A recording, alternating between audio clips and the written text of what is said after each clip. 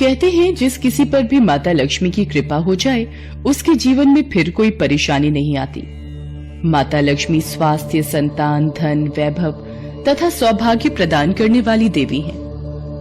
वो जब किसी मनुष्य पर अपनी कृपा दृष्टि डाल देती हैं, उस मनुष्य का जीवन सफल हो जाता है।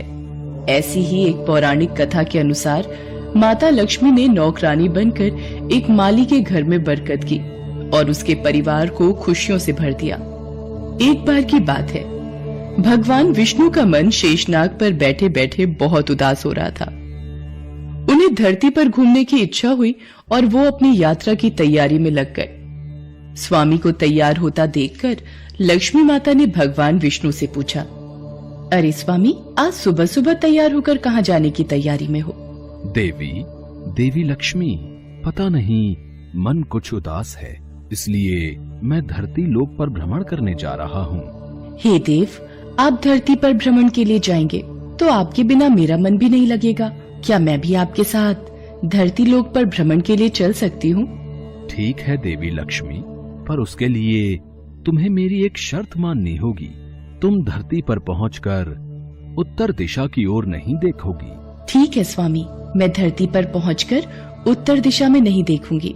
मुझे आपकी शर्त मंजूर है। भगवान विष्णु की इस शर्त से माता लक्ष्मी सहमत हो गई और प्रातःकाल होते ही माता लक्ष्मी और भगवान विष्णु धरती पर पहुंचे। उसी समय सूर्य उदय हुआ था। रात बरसात होकर हटी थी। चारों ओर हरियाली ही हरियाली थी। धरती की सुंदरता को देखकर माता लक्ष्मी अत्यंत प्रसन्नचित हुई और भगवान विष्णु को दिया वचन भूल गई। माता लक्ष्मी धरती को देखती देखती कब उत्तर दिशा की ओर देखने लगी, उन्हें पता ही नहीं चला। धरती का वातावरण देखने में कितना मनमोहक है और वो फूलों से भरा खेत। ये तो कितने सुंदर फूलों से सजा हुआ है। मैं ये फूल यदि तोड़ लूं?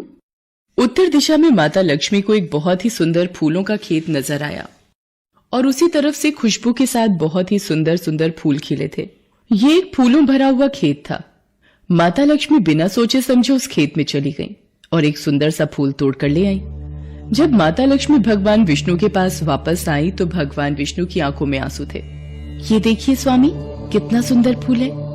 अरे स्वामी, आपकी आंखों में ये आंसू क्या हुआ? स्वामी, क्या मुझसे कोई गलती हुई है? बताइए स्वामी। देवी लक्ष्मी, आप मेरा वचन याद नहीं रख पाई। शर्त के अनुसार आपको उत्तर दिशा में नहीं देखना था और साथ ही साथ आपको ये भी सोचना था कि किसी की कोई भी वस्तु को कभी भी किसी से बिना पूछे नहीं लेना चाहिए। स्वामी, मुझसे भूल हो गई, मुझे क्षमा कर दीजिए। देवी लक्ष्मी, आपने जो भूल की है उसकी सजा आपको जरूर मिलेगी। जिस माली के खेत से आपने बिना पूछे फल तोड़े हैं, ये भी एक प्रकार की चोरी है। इसलिए देवी लक्ष्मी, आप 3 वर्ष तक माली के घर में रहेंगी। इसके बाद मैं स्वयं आपको वैकुंठ वापस बुलाऊंगा। जैसी आपकी आज्ञा स्वामी। माता लक्ष्मी ने चुपचाप सिर झुकाकर वचन स्वीकार किया और भगवान विष्णु वैकुंठ लौट गए। माता लक्ष्मी ने एक गरीब लड़की का रूप धारण कर लिया। खेत के मालिक का नाम माधव था। माधव की पत्नी 2 बेटे और 3 बेटियां थीं। सभी उस छोटे से खेत पे काम करके किसी तरह से गुजारा करते थे।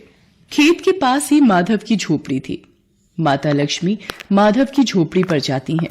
माधव लड़की को देखकर पूछता है, तुम कौन हो और इस समय तुम्हें क्या चाहिए? मैं तुम्हारी क्या मदद कर सकता हूँ? मेरा नाम लक्ष्मी है। मैं एक गरीब लड़की हूँ। मेरी देखभाल करने वाला कोई नहीं। मैंने कई दिनों से कुछ भी नहीं खाया। मुझे कोई भी काम दे दो और मैं तुम्हारे घर का काम भी कर दिया करूंगी। बस मुझे अपने घर में एक कोने में आसरा दे दो। माधव बहुत ही अच्छे दिल का आदमी था। उसे लड़की पर दया आ गई।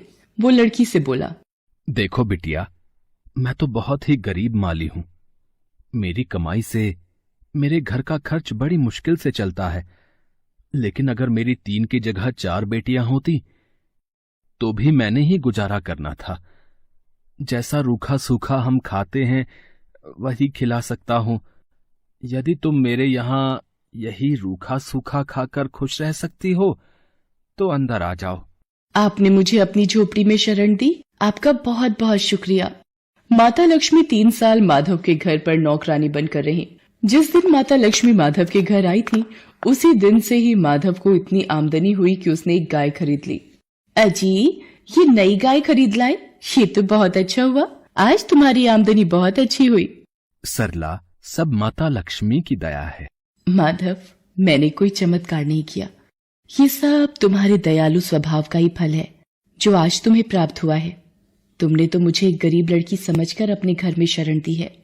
धीरे धीरे माधव की आमदनी अच्छी हो गई। उसने जमीनें खरीद ली और फिर एक बड़ा पक्का घर भी बनवा लिया। सारी सुख समृद्धि, गहने, कपड़े, जेवर, सब कुछ अब माधव और उसके परिवार के पास था। लक्ष्मी माधव के घर और खेत में काम करती रहती थी। एक दिन माधव ने सोचा, मुझे ये सब इस लड़की लक्ष्मी के आने के बाद मिला है। जब से ये मेरे घर आई है, मेरी किस्मत ही बदल गई है।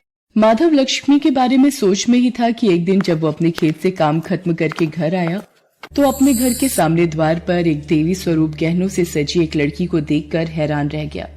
उसने ध्यान से देखा। अरे, ये तो मेरी मुंह बोली बेटी यानी लक्ष्मी है क्या? ये तो साक्षात माता लक्ष्मी है।